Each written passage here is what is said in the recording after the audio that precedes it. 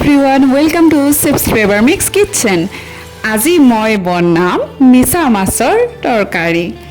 কেইটামান মিছা মাছ প্ৰথমতে সাফা কৰি ললো। এতিয়া কেৰাহীত তেল দিছো। তেলখিনি গৰম হ'বলৈ দিলো আৰু লগতে মিছা মাছখিনি অকমান হালধি গুৰি লগাই এটা এটাকে এনেকে ভাজি লম।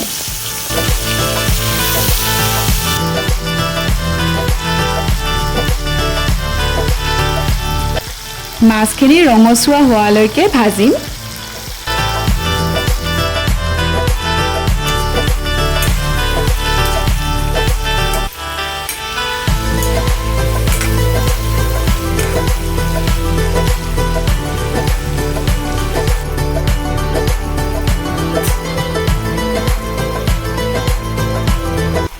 মাছখিনি ভজা হৈ গ'ল।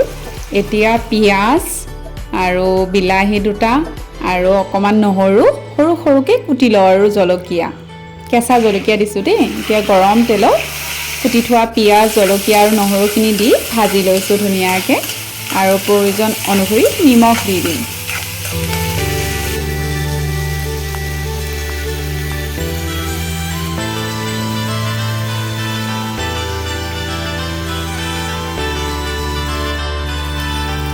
নিমখ এচামুচ দি কিনি আকৌ পিয়াজখিনি ভাজি লৈছোঁ।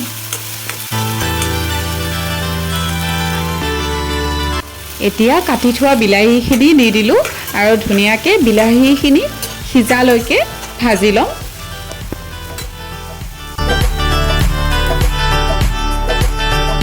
হালধি গুড়ি, জিৰা গুড়ি, ধনিয়া গুড়ি দিছোঁ।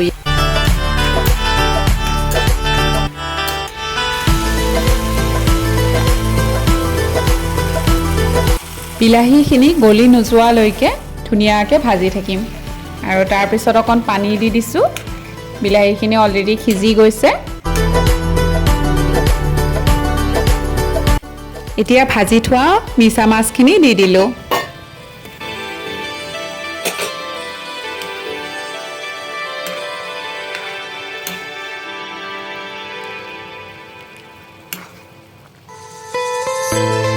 এতিয়া ঢাকন মাৰি 10 মিনিটমান ধুনীয়াকৈ সিজিবলৈ দিম। এয়া চাওক 10 মিনিট পিছত মোৰ মিছা মাছৰ তৰকাৰী ৰেডি হৈ গ'ল।